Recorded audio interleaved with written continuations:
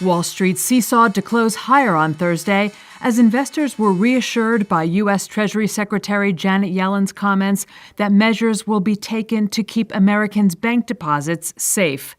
The Dow ticked up 0.2%, the S&P 500 0.3%, and the Nasdaq a full percent. The session followed Wednesday's slide that came after the Fed's quarter-point rate hike, Chair Jerome Powell's subsequent Q&A session, and Yellen's testimony before Congress in which she ruled out blanket protection for all deposits. Well, I think the market volatility that we are seeing today is just a reflection of the challenges that the Federal Reserve created by raising interest rates 9 consecutive times. While interest rate hikes by central banks around the world have stressed the banking sector, most notably with the recent failures of SVB Financial and Signature Bank, Tim Pagliara, chairman and chief investment officer of Cap Wealth, believes markets have been notably resilient. For example, SVB Bank, it's the first collapse of a bank in history that wasn't credit related. And so this whole concept of the dangers of the bond market, duration, whether or not deposits were insured, I think the market has taken all of this in stride very well. Still, jitters among regional banks persist, with the S&P 500 Banks Index dipping 1.2% to its lowest level since November 2020.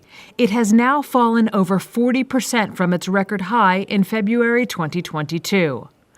Among individual movers, shares of Twitter founder Jack Dorsey's payment company Block slid nearly 15% after Hindenburg Research disclosed its short positions in the company.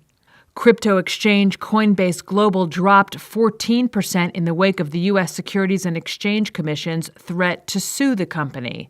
And Accenture surged more than 7% after it announced plans to cut about 19,000 jobs, or 2.5% of its workforce.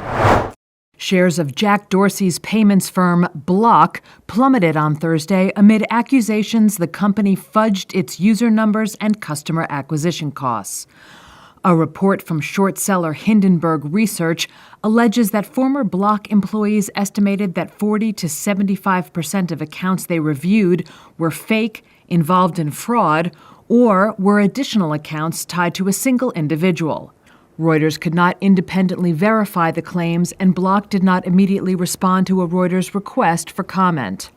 Hindenburg is the same short seller behind the recent $100 billion market rout of India's Adani Group.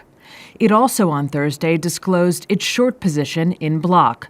The move is seen as a challenge to Dorsey, who, before Block, co-founded Twitter, which made him one of the most famous faces in Silicon Valley and a billionaire. Dorsey co-founded Block in 2009 with the goal of shaking up the credit card industry and is the company's largest shareholder with a stake of around 8%. The report comes at a time when the outlook for the payments industry has been clouded by worries over the strength of consumer spending in the face of stubbornly high inflation and expectations of an economic downturn. Shares of Block were down more than 10% Thursday in midday trading.